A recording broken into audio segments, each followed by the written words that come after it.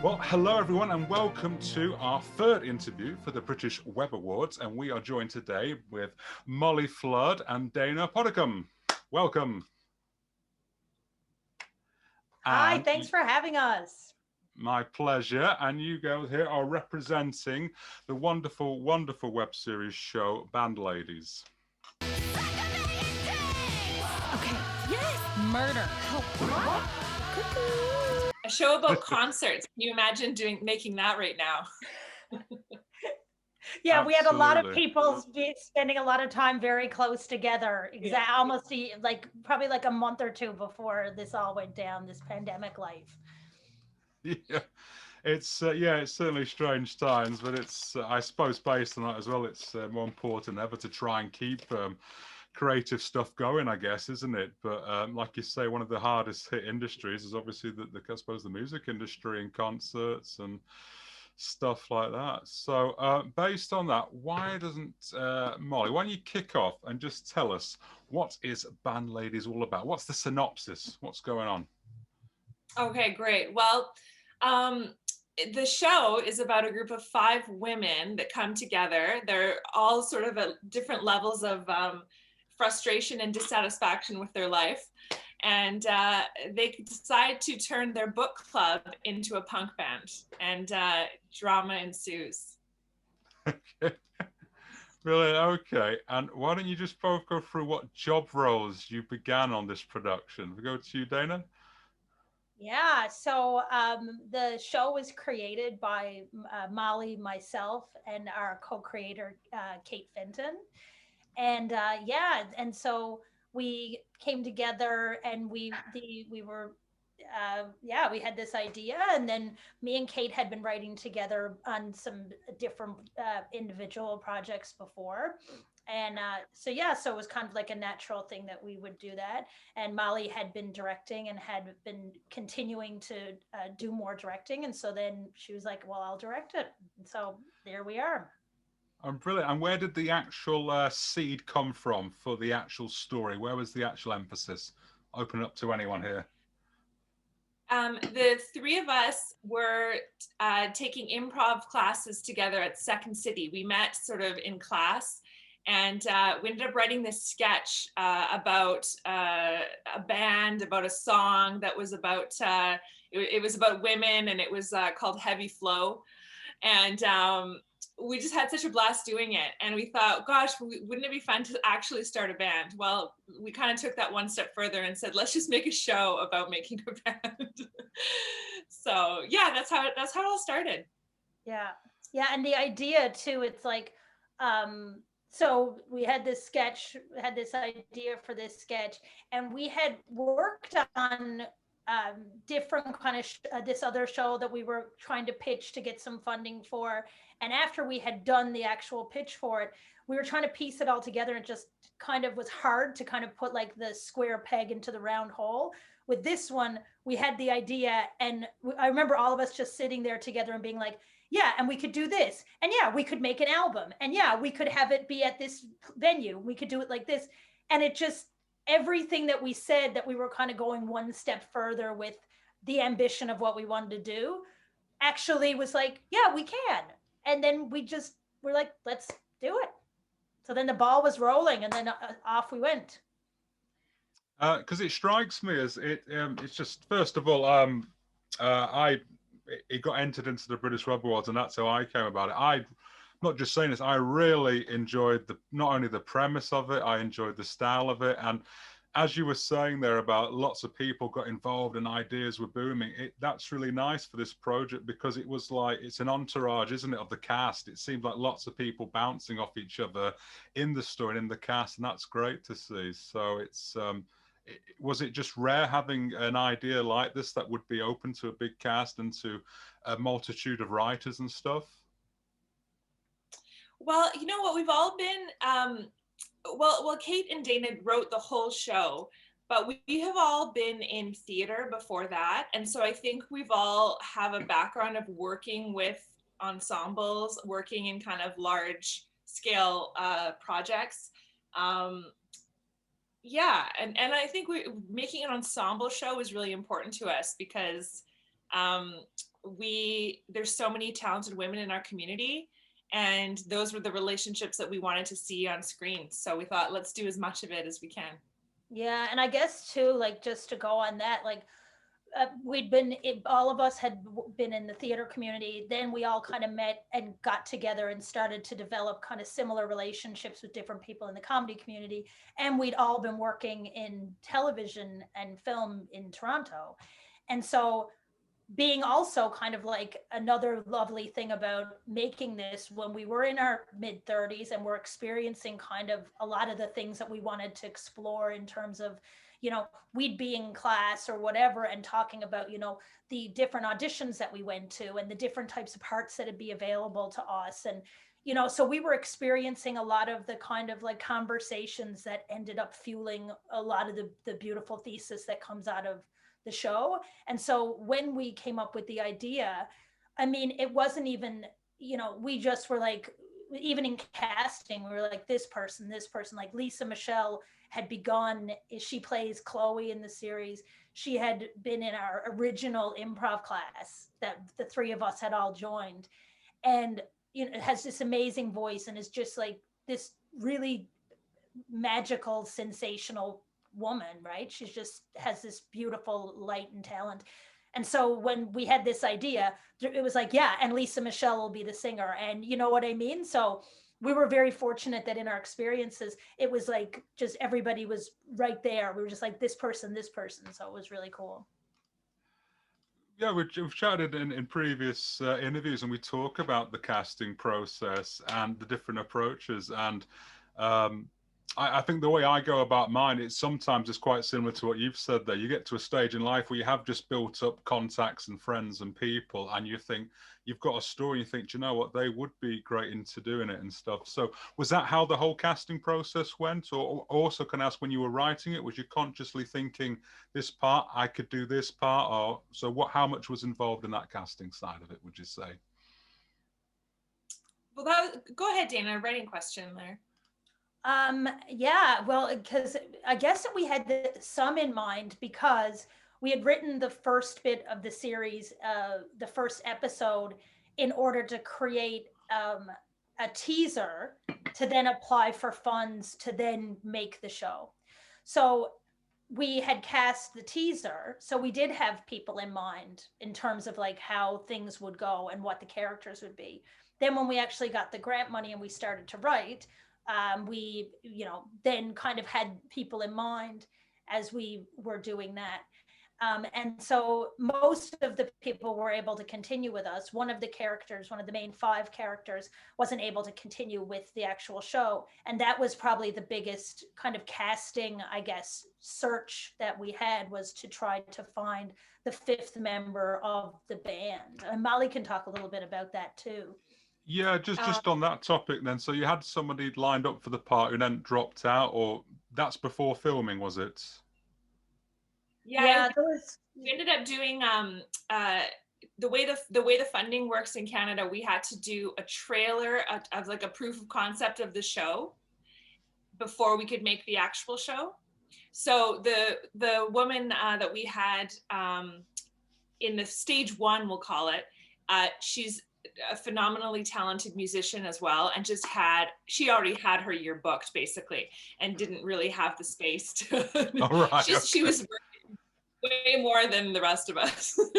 Yeah, and the way that our funding kind of laid out too is that we had an original idea of when we were going to film the show at one point, and then the funding, as it goes, it comes out in different tiers, and then we realized in the summertime that wasn't going to be able to happen. So when we pushed the show further, it just wasn't in the cards, right? Yeah. So then we had to reorganize that, and we ended up, that's where Vicky came into our life through a casting call, and she just blew us away.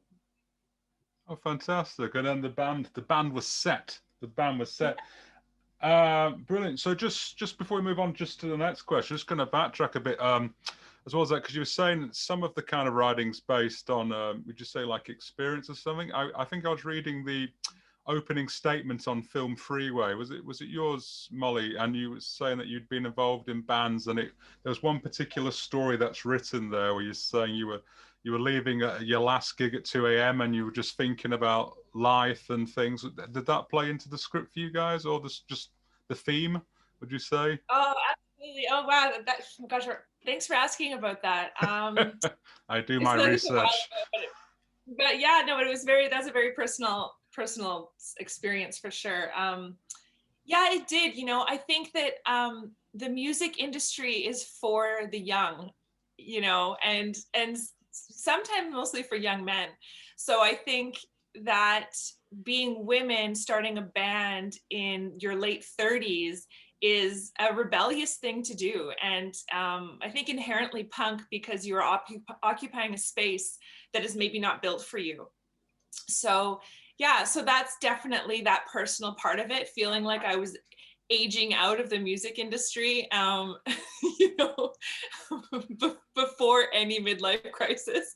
Yeah, it really struck a chord with me for sure. Yeah, there's also something really beautiful too about like a huge part of that aging out, and we see it in the arts all the time, is that you work and it's your passion and you're putting your time, your money, your everything into it, and then you do see people drop off because there's not enough work, and you know, sometimes people get to a certain point that they can't continue, you know what I mean?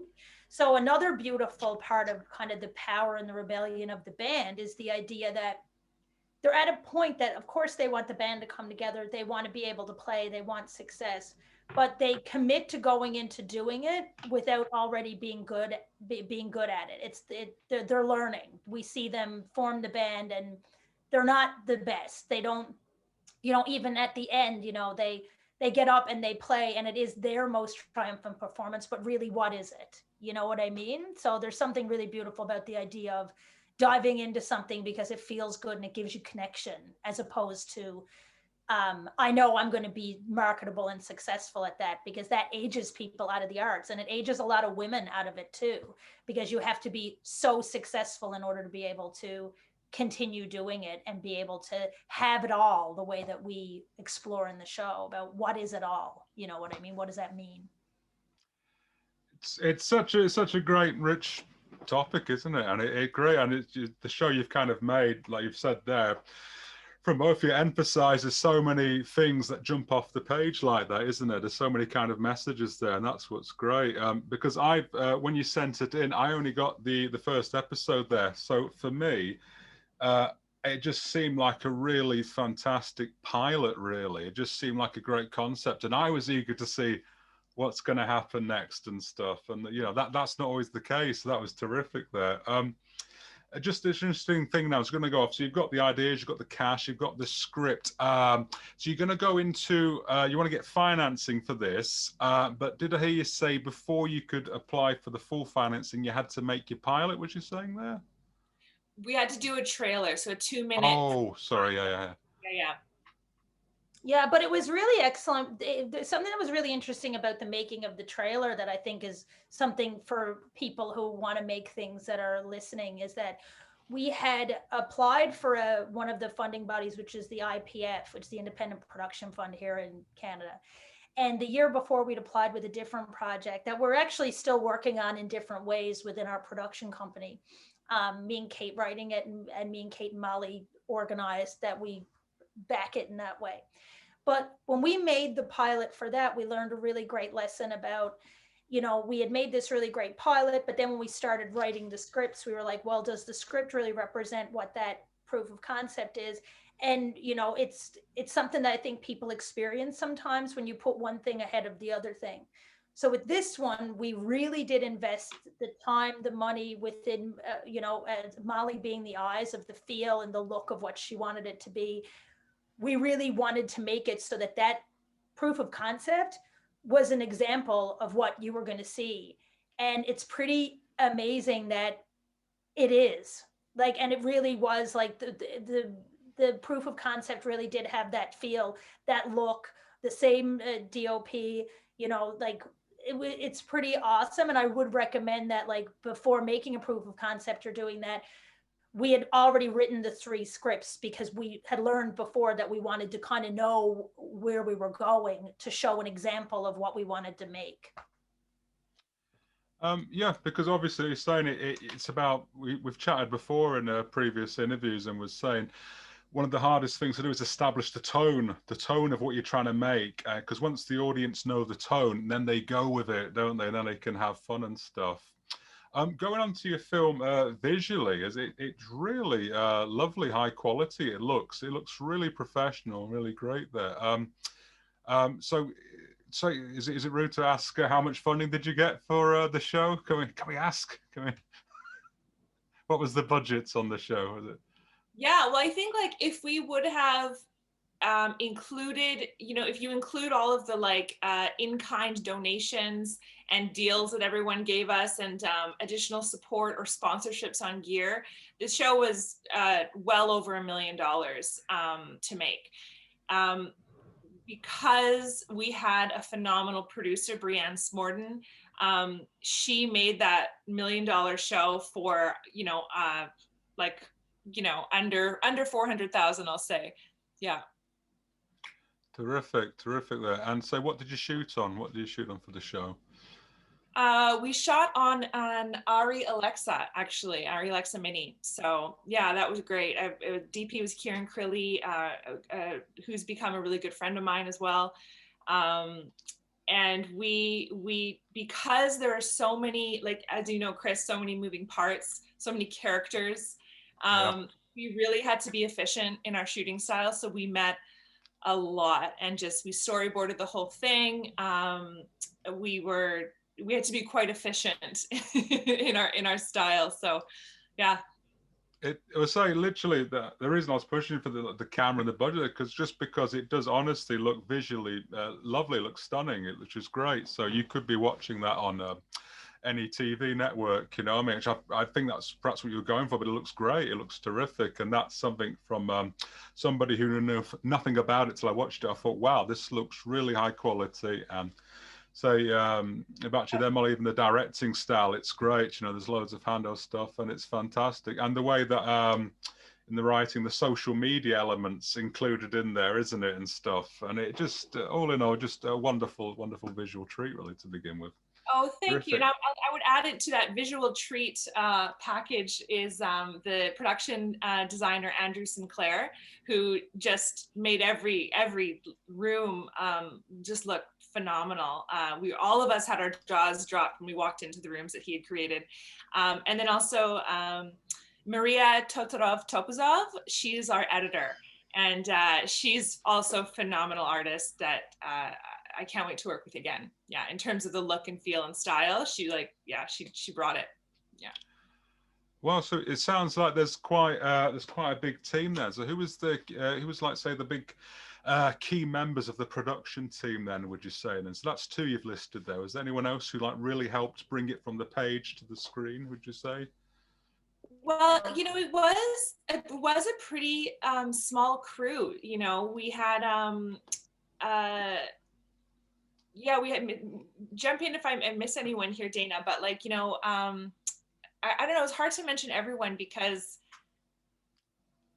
everyone just brought so much, like, from our first AD, Ian, and I would say the other highlights, I would say, if we're talking about look and feel, would be Tala Kamiya, who did all the costuming and all the wardrobes, and she was like an army of one, and had a couple assistants, but really executed that project, and has also been nominated for a costume and design award here in Canada as well. Wow. For her work, yeah. And well, you were in the makeup chair mostly, Dana, not me. So why don't you talk about that process? We also had Larissa Palashuk, who's just this just amazing hair and makeup artist who also just like embodies everything of the feel of like the woman that all of these characters like want to be, like this like rock and roll, punk, just gorgeous, strong woman. And so she just brought so much in terms of like being able to like, with Tala's looks, she was able to create like great hair and makeup that was really fun.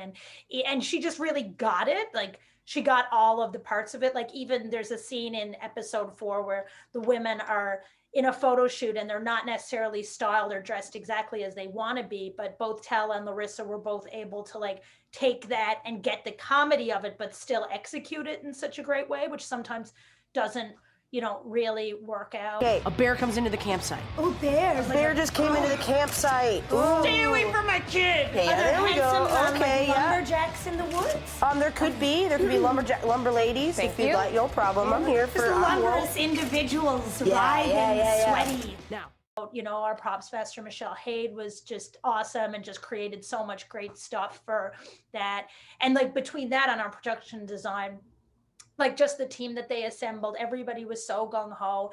And when you're working in like, you know, quickly with, you know, the amount of prep that they had to do so that they could be so efficient. We did one night shoot that ended up satisfying a bunch of different locations that appear at different points during the show. And so they had to turn around different looks for the different rooms and the different spaces. And that required so much preparation for them to be able to do it, to make it on time, you know, and all of that comes together, you know, because we also had such a great team from the ground up. Like we began, you know, me, Molly, and Kate, and then we joined with Melissa D'Agostino and Matt Campagna, and they were executive producers with us. And then from there, Brienne got on board. From there, she was able to get Andrew. Andrew came with this amazing group of people that he had worked with on previous projects. They work in Canadian television constantly, you know. And so just the fact that we were able to like gather all of these great people, like every single finger that touched this show just left an amazing fingerprint, and it's pretty cool to see. What advice could you give to anyone who's thinking and they've written a script and they're applying for funding? What advice could you give anyone starting out, or what do you say would help first-time filmmakers, do you reckon, guys? Oh, I don't know. How much time do you have? Well, I would say, yeah, I try to, I guess the core message for me is that, you know, filmmaking is a really collaborative pursuit, maybe the most, and find, you know, just reach out, find your people, participate, you know, in your community. Yeah, I think that for us, getting this show off the ground was really finding the right people to work with. Yeah, for sure. And I think that, like, you know, it is so difficult because you obviously want to get to a place where you're compensated and paid to be able to do what you want to do, so it can be your full focus. You know, and I think that we have so many artists who end up, in order to be able to do what we're doing, you're dabbling into like a bunch of different things, you know. I guess for writers, I would just say that, like, you know, at the end of the day, you have to have the script, right? So that's just, you have to front load that part of it to be able to really show what you can do. I mean, for one thing that I would say from this project that we kind of said before, but like, you know, I think that I'll go forward with a lot of reverence for a really good proof of concept. I think that it's a lot easier to show people what you mean rather than just be like, I have this idea and this is what it is. I mean, we're lucky that the kind of like, the snappy idea of Band Ladies is, you know, it is what it is. It's, you know, book club to becomes a punk band. And often when you're trying to find your log line in your show, it's not that easy. Like that one it's pretty clean. But I feel that, you know, the proof of concept for us being able to show what you have, I think that that's something, if you do have a group of people and you know you have one project that you're really fighting for, I would say that that's an investment that I think is important. Because it's such an adventure, isn't it, going into the kind of production of a web series and stuff like that. What was you guys most nervous about when you began it? What was you most nervous about taking on this venture? Was anything jumped out to you both, or was it just fun, or any trepidation? I think a lot of it all happened so quickly, in terms of like, we decided we were going to do it. We were going to apply for this thing. We had to make the trailer. Then we have to market the contest. We are able to get that contest. We applied also with the Bell Fund and were successful getting funding from there. So the funding for our project is actually a combination of two different funds. But yeah, I think it all happened so quickly. I think that, you know, the producing stuff, definitely learning a lot of that side of it for me. I mean, I found that very challenging, but also, you know, learned a lot of things that, you know, that are amazing to go forward into anything with. I don't know, Molly, what would you say? I would say, you know, we had been with the show for almost 2 years before we went to camera. So I think by the time we got there, we were all pretty ready. And I have to say, like, I was excited for the challenges, because I think the challenges you face day to day on set are always sometimes the little moments that end up being really, can be really magic, or something that you capture that you weren't expecting. So yeah, we made space for those moments, which was great. Yeah, and I think that like a kudos to Molly and the production team as well, is that because Kate and I, Molly appears in the series as well, but Kate and I each play one of the 5 band ladies. So to be on set, and you're also a producer and you're also one of the writers, like they were really, really amazing at, you know, allowing us and kind of giving us the space and focus to be able to do the job that was most important at that time. Like we really did have to say, like, now it's time for you to go and be and perform, and that's your job now too. So like the whole team was, everybody was so conscious and gracious, and like I can honestly say that the shoot was a riot, and it was and we had such a good time, and you know, any problems that we encountered were very quickly, like decisions were made and people were you know, able to maneuver. And yeah, it was a really special shoot for sure, that showed a lot of the work that went into it in order to make it so fun when we were actually doing it.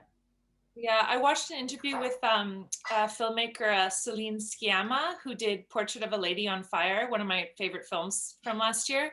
And she said she believes that what happens on set ends up on in the frame. And I completely believe that. I think the energy of what happens when you're in the making of it, you can't help but you know, feel that in its participation in the final project. Yeah, and most of our actors are all like extremely talented and accomplished improvisers as well. So the energy that is there of the comfort is a gift and a privilege to us from those performers, because they were able to come in and really just sit in those characters and have a lot of fun. So yeah, it was a very, very special thing. Yeah, it sounds an absolute wonderful production, really, doesn't it? Which, and I think you probably both agree that's could be quite a rare thing, you know. So, Yeah. did you know at the time? Did you think, wow, this is quite a unique experience, this journey we've gone on? Did that come across at all, would you say? Yeah, I would say in the moment, like every day ended in such joy, and you know, Wow. working with music and people that you love. Yeah, definitely, it was a highlight of 2020. That's for sure. Yeah, for sure.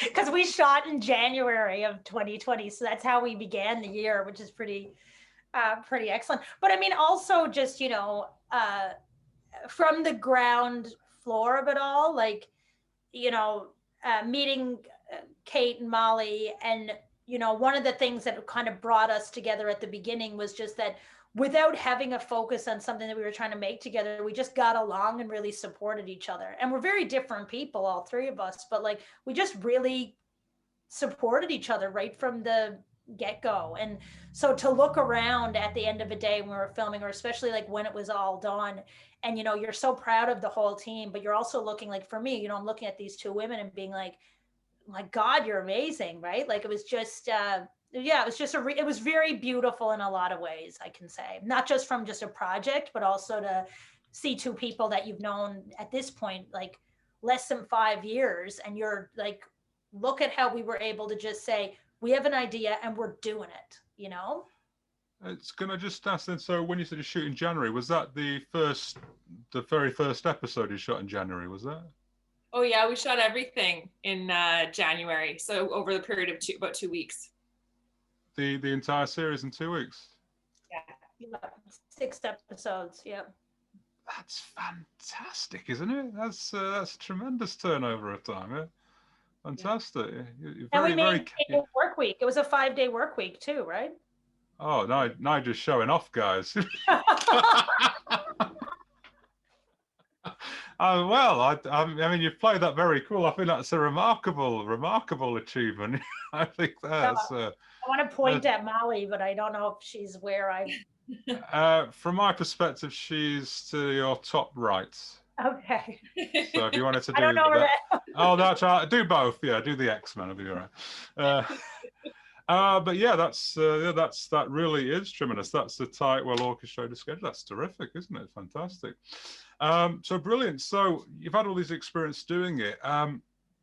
So when you finish season 1, and it's all done in a couple of days, you finish. Whip that out. Yeah. You spent a long day filming the whole series, and it's done. Glad that's finished. No, that's terrific. But when you finished it, what was it like? How long did the editing take first? Sorry, how long would you say that was that process? That was, of course, I'm sure every filmmaker says this. I wish I had more time in the edit room. You always want more time, but budgets and availability of the editor and everything come into play. So I would say about 3 weeks, to a month, we worked on that. And then we were just into our next stage of post, which was our sound mix, our color correction, when the first shutdown for the pandemic hit. So some of that stuff was just finished remotely. And then we had it up and running by May. Yeah. Wow, terrific. And so you've gone through that process, and what was the experience like when you first sat down and watched the finished product? What was that like? What was the feelings like there? Well, I think, knowing that a lot of friends of ours that were working on productions were shut down, because of the pandemic. And I think there was an immense feeling of gratitude that we actually got it finished. And it's totally unbelievable how many people it takes to make a show. It almost seems like every show should be impossible. So yeah, it was a total feeling of joy and accomplishment. Yeah, we love it. We had ended up in the me and Kate had gone into the editing suite with Molly and Maria for just like a couple of hours, just like right at the final go. And other than that, that's the only time we've watched it together. We've never watched it together because so yeah, it's kind of crazy. Yeah. And that was something, we never thought that we would ever, we talked, of course, about, when we actually premiere it, and we wanted to like rent out a theater and do all the different things. And I mean, I feel like what we were able to create for our opening was really special. We had Jen McNeely from She Does the City, which is an amazing online kind of magazine focused on different women's issues and women living in Toronto, and kind of focused on social things.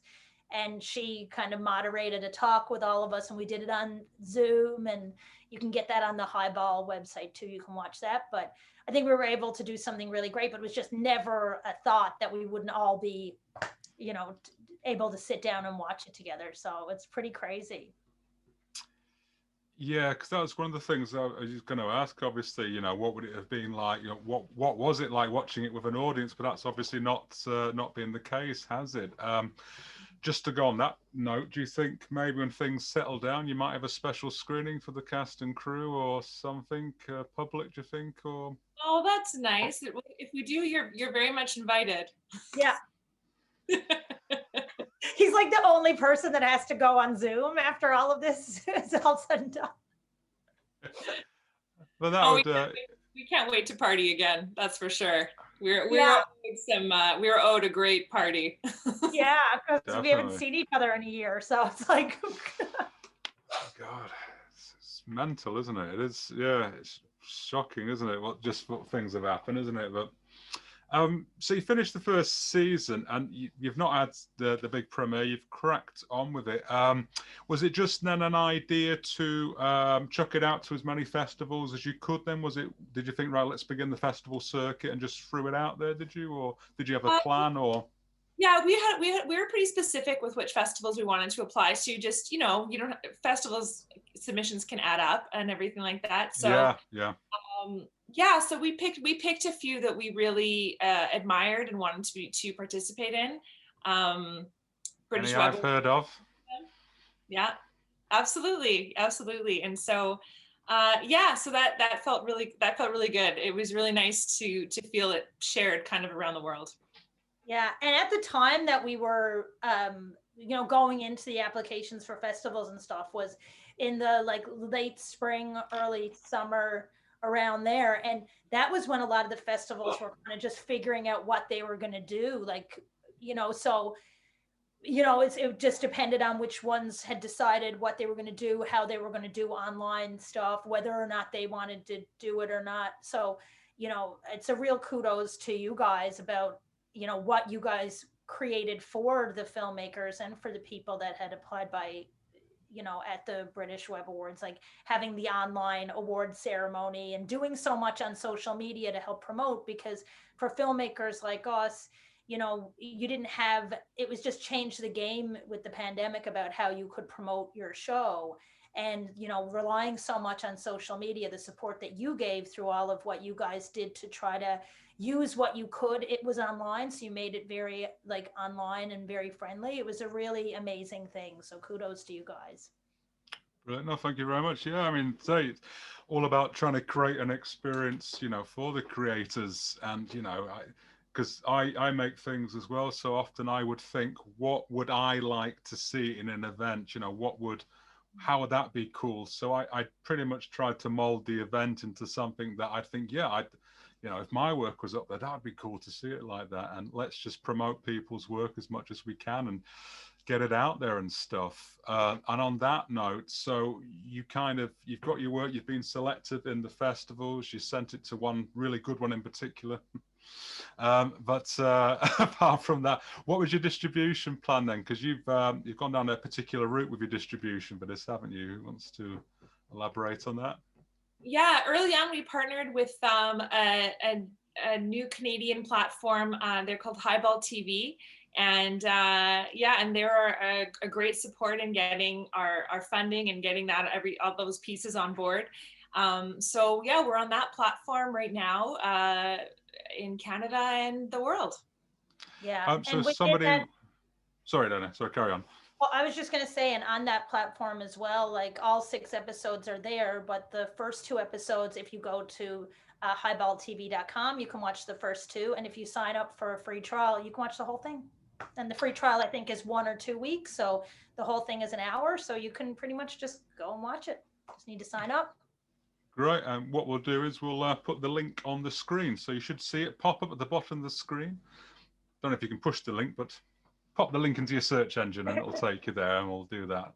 That would be cool. Yes, so get involved. And I think HighballTV, that's a good platform that generally works to support filmmakers as well, doesn't it? So yes, yeah, great. It's tons of films that have already done the festival circuit are there. So yeah, it's for film lovers for sure. Yeah, you'll definitely find something that you like there for sure. Great. And again, I think that's another kind of channel that's been created by filmmakers, hasn't it? Actually, I think as well. Yes. They're former creators. So that's great, isn't it? So that's terrific. So yes, get involved and go and watch it on that channel, and then support. And like you say, you'll find something, as Dana says, something you'll love, I'm certain, in there, because there'll be loads of stuff that sometimes there's great films and there's great series that just you don't always get a chance to see. So that sounds a great platform to discover and fall in love with some great content. So that sounds terrific. What's this I hear about a season 2? Is this new? Is this a scoop, or is it public? This is good. This is a good question. Yeah. Yeah. Yeah, Well, we definitely aren't done with the story. So yeah, we are right now looking at ways to carry it forward and expand these characters. Yeah, and Kate and I continue to work with each other and are looking at different ways of like what we could do with them. And as we were writing season 1, we did have some ideas and some directions that obviously came into our minds and hearts about where season 2 would go. So let us know if you want to see too. I'd heard rumors that there was a new cast member. It was like a graying Englishman who came over to manage the band. I don't know if that's true or not, but it sounds a great idea. I just don't know. Yeah, we've got a whole arc for him. It begins at the end of season 2 and it runs to season 6. Actually, our whole idea. He gets put in a coma for a few seasons. But he's there. He's there. He's so there and influencing what happens. That's such a powerful character. I think that's awesome that you're going to not that casting, but no, I think it's awesome that you're going to continue the story. I think that's great because some people just want to try other things, but sometimes when you've got a really good format and a really good story, it's great to make more, and that's fantastic. And so is it a case of you're going to go through the same kind of funding process again to get this doing, or what's the process of getting season 2 kicked off? What are you going to do first? I mean, we're open to offers, so any networks that are watching, just reach out. Maybe again, take a look at that link. yeah, for sure. Have them watch, or just message us directly and say you have money, and we'll. But yeah, I think that for a season 2, there are definitely, after completing season 1, there would be different ways to go about getting a season 2 that probably wouldn't have been available to us before. And then some that probably now, because we've done season 1, wouldn't be available per se. So I think that we just need to, look at that. I mean, we have such great response from the people who've watched the show and who've loved it. And it's our followers on all of our social media and stuff like that have been so supportive and sharing and, just being real champions of what we're doing. So we'd love to bring a season 2 to them. But yeah, if you got any money, send it our way. We'll take it and we'll make something with it for sure. Perfect. And just then you were saying there's certain opportunities and stuff now that you've done a first season. So what's a clear kind of advantage of doing a first season when looking at trying to make a second one? What's a clear advantage of that, would you guys say? I think like we were saying before, like established relationships, we have a very strong, obviously, proof of concept in our season 1. So it's less of us trying to sell someone on what we can do and being able to show them what we have done. So that's, it feels like a stronger launching pad.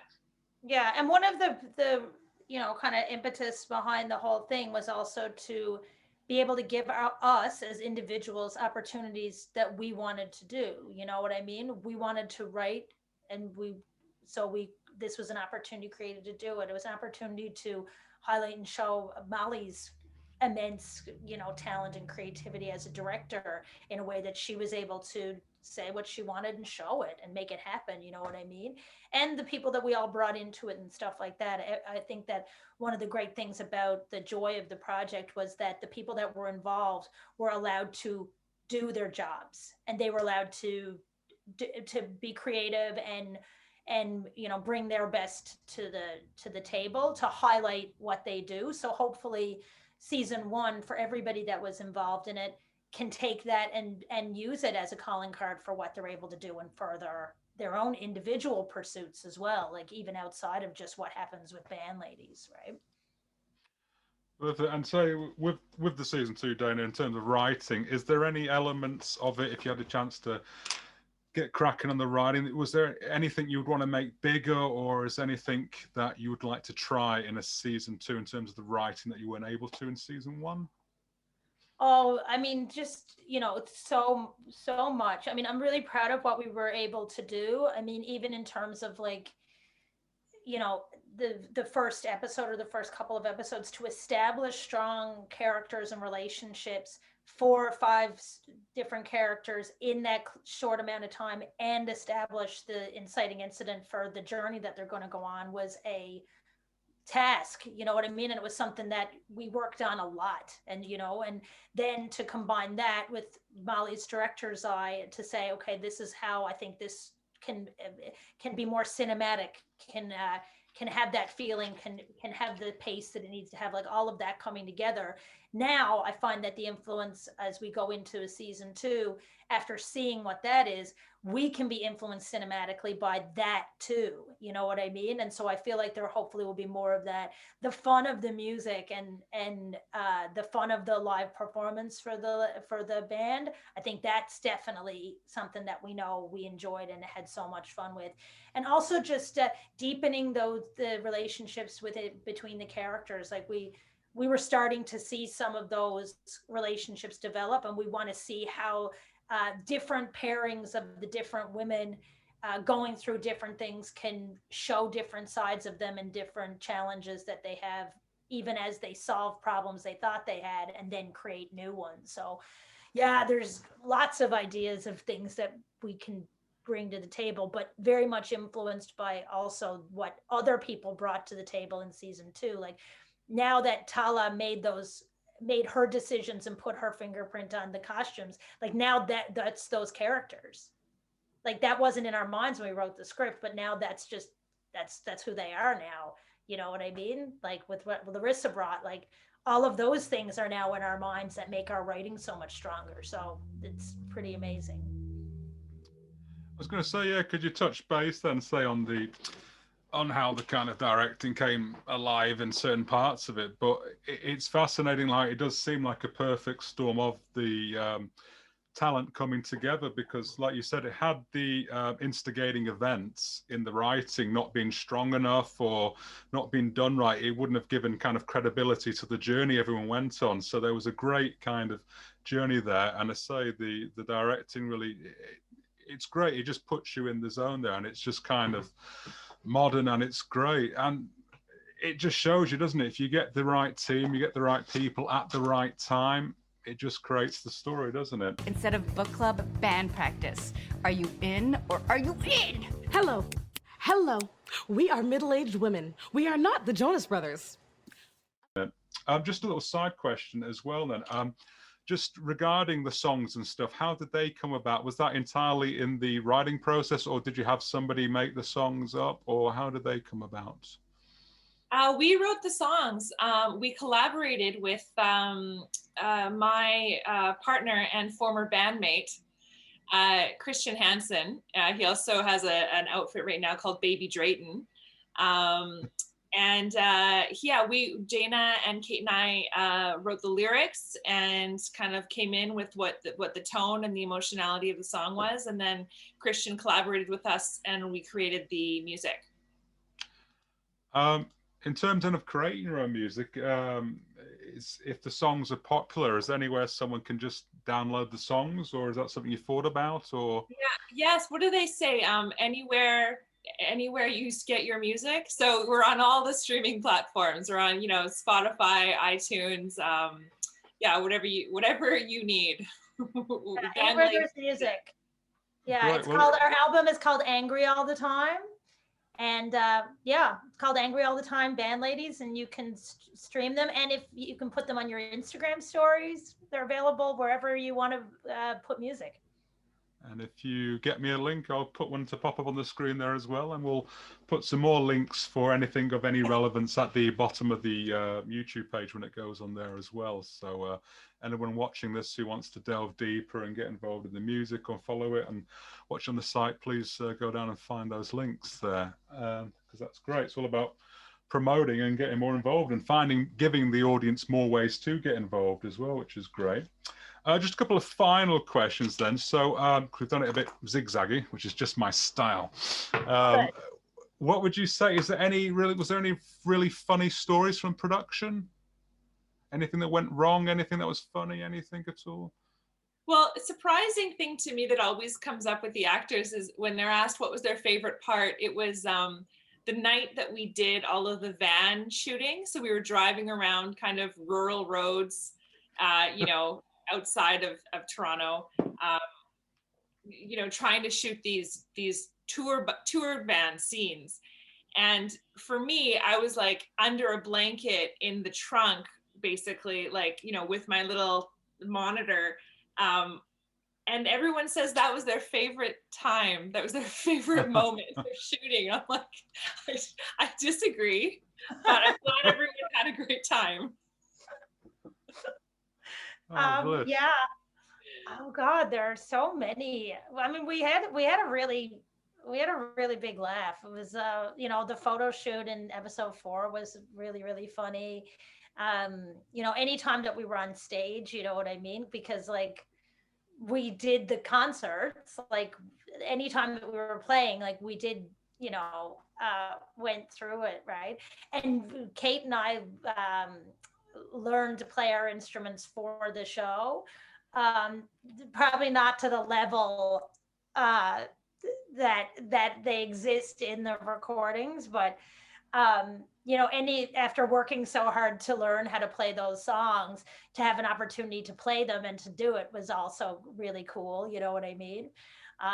Yeah, the van stuff was really fun just because everybody was squished together and, you know, driving around and doing it. And, you know, it was just like a very like all in everybody. It was a very like together time, you know, because it was freezing too. It was like the coldest, you know, point of the winter, I think. But yeah, I think that it's hard to remember the individual bits of it because it's all just such a haze, especially after this year. You know what I mean? Yeah.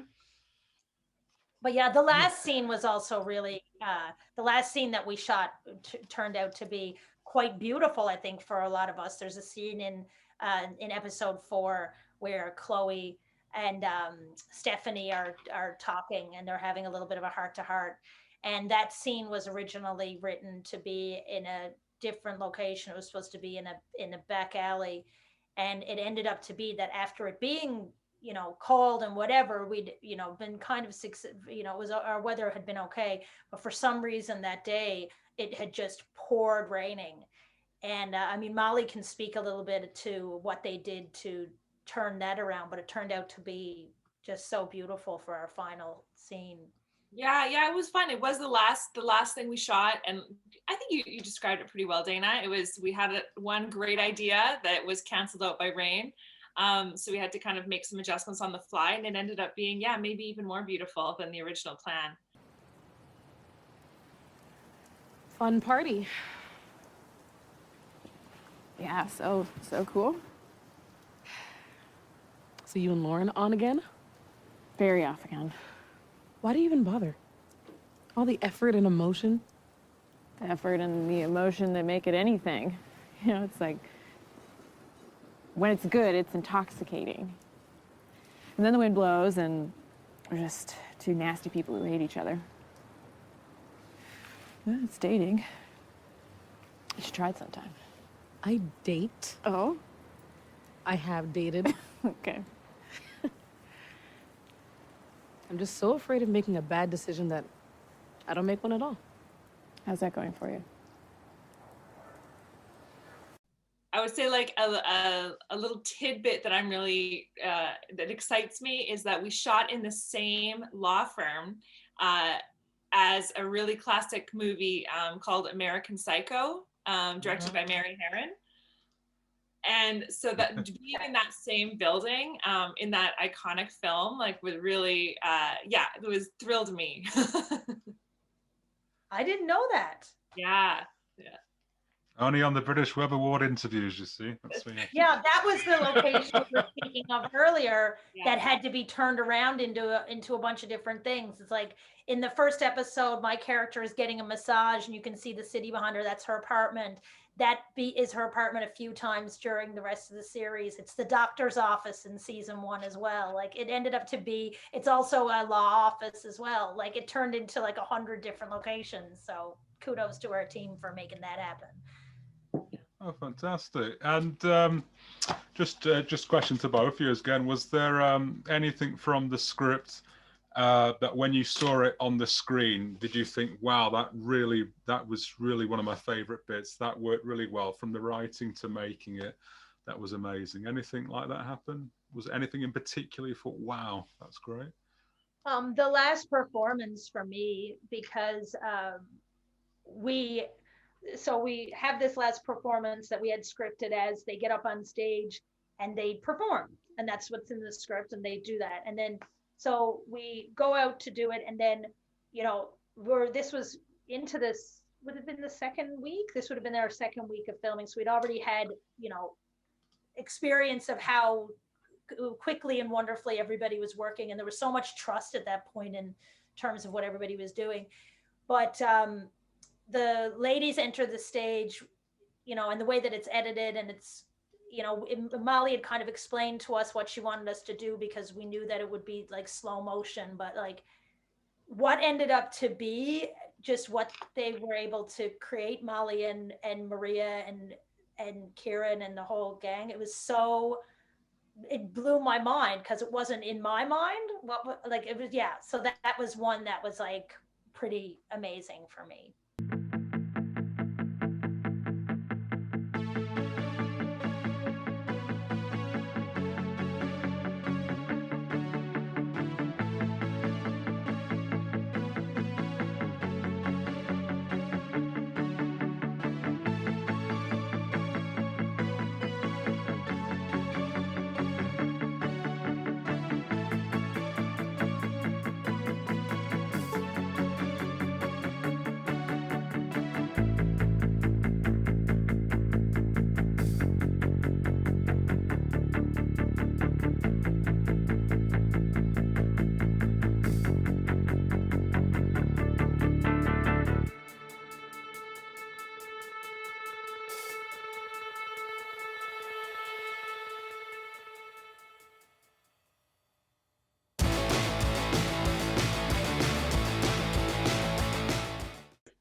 I have to say, I loved when the women were all together, the dynamic that kind of like came about. Like they were all just so in love with each other and got along so well, that for me personally, watching all 5 women on screen at the same time was always such a joy. Always something kind of special would happen. That chemistry thing, isn't it? Yeah. Yeah, exactly. Yeah. And from what you're both saying, that kind of really did, come from behind the screen onto the screen and vice versa, wasn't it? That was a really real bond. It does sound like a really fantastic premise, and it sounds like a really unique filmmaking experience as well. The fact that it has run so well, and you had so many talented people working in front of the camera, behind the camera, on the costumes, on the set designs. It just sounded like everything worked perfectly, and I think that really does come across onto the screen beautifully. So that's been fantastic. So so thank you very much to you for entering it into the British Rebel Awards, because that was a real pleasure to sit down and watch that and judge it. So yeah, thank you both. Oh, thank you for having us. Really, it meant a lot. Pleasure. It's you send something in, and when it's like that, it's fantastic. You're like, yeah, we gotta gotta do what we can here. This is great. So we really enjoyed seeing it. So I'm really looking forward to seeing hopefully season 2 if you get cracking with that. Just one more question, like Columbo. One more question. So you're going to try and work on a season 2. Dana, was there, you did writing on this, was there any other little writing projects for something else you were thinking of doing, or any other things that's in your mind? Or for other projects? Yeah. I mean, I've been working on another series that's more of a young adult series about 2 sisters that came across from doing a course with Sundance Collab, which, wow. For anybody who's watching, Sundance Collab has a pilot course and different screenwriting courses. And I honestly loved it. And there were people participating from all over the world, and you really got to talk with them and work through your stuff. And from that, I was intending to do one thing and did something completely different, so that not only helped build a project, but it was something completely different than what I was imagining. So yeah, so that's kind of what I'm looking at, and working with Kate still on another project that we have had in the tank for a while, that now has given some light that we might be able to get into soon. And yeah, and still band ladies, still working towards what can be for the future. Brilliant. And Molly, any other projects coming up for you that you're thinking of doing, or? Yeah, absolutely. I'm working. I have a feature film that I'm working on, and I also have a short film that I'm hopefully going to film this summer if the opening up of the world goes according to plan. And what was the feature film about? It's a film actually about a woman who's retiring, an older woman who's retiring in the packaging industry. It's called Forks. So it's the high drama of small things. I love that. Yeah, it's a nice touch. Log line. Yeah, it is. It is good. And yeah, just a bit of backwards journalism as well. I forgot to mention, didn't I? Because you actually directed some music videos, haven't you, in the past? So that was another element of the perfect storm again that brought you into it. How well did that help out with shooting music videos, but turning that music video into a narrative story rather? Or was there any difference? Yeah, it actually, you're it's a good question. Like, we did want to use the songs to feed the narrative. So we wanted the songs to help push the narrative forward. So in sort of staging those scenes, we wanted the story to be moved forward as well. So yeah, and music videos are just the best to make. There's so much freedom and agency in them. I think that they've just gotten so creative, like, since when did they start? The 80s?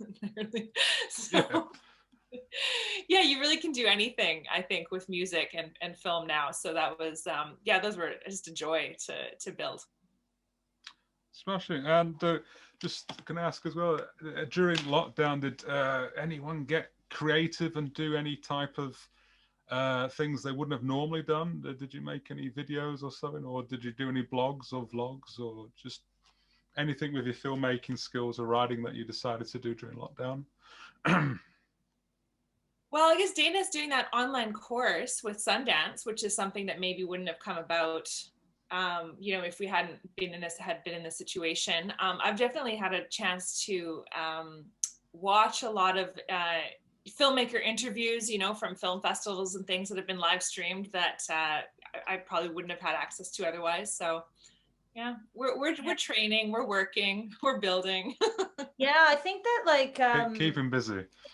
Yeah. Well, for sure, but I think that actually, an idea of keeping busy, kind of something that's been, I do improv too. So I do improv, which has transitioned online. So that's been very interesting. And I've been working with a group with the Bad Dog featured players. So Bad Dog Comedy TV is on YouTube, and it's a company in Toronto that we've been, they're just a wonderful improv company, and they've transitioned their improv online to YouTube.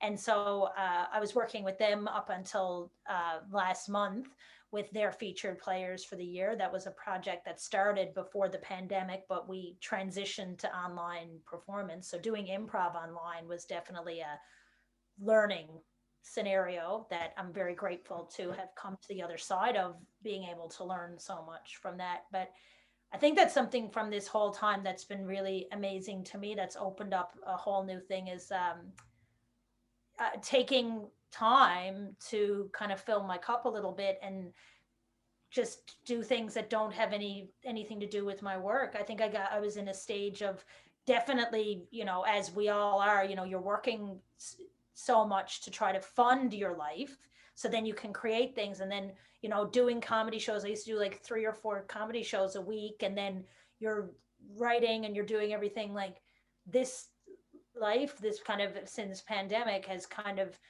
forced me to be able to read things that don't have anything to do with that, you know what I mean? Expanding my mind and watching shows movies, listening to music. Like, I don't know, I feel like I've satisfied a part of myself that I didn't know needed to be satisfied in order to make me more creative. So, I feel that that's something that I definitely had conditioned myself to not make a lot of time for. That's really, really nice. That I like what you were saying there as well, that you spend so much time working to fund what you want to do, and yeah, to have a time out to stop and, like you say, yeah, to learn and do things. Yeah, to a lot of people have been able to do that, and it has been a kind of a gift in that respects, making the most of a crazy, horrible situation. It's been great. I was doing a comedy series called Love Hurts, and when I was locked down, a writer friend of mine said, why don't you take your character and do a Zoom series called, Zoom Dating? So suddenly these 3-minute episodes were born, and I was working with cast members from all around the country I wouldn't have normally worked with, because we're doing it all line, and we've now started doing casting abroad, so having these Zoom dates and everything, and that's been a beautiful project that's come out of lockdown, which no way I ever would have particularly gone near, I don't think so yeah, there's all types of things like that you can do. So Oh, that's awesome. You got to put that link there too. Well, yeah.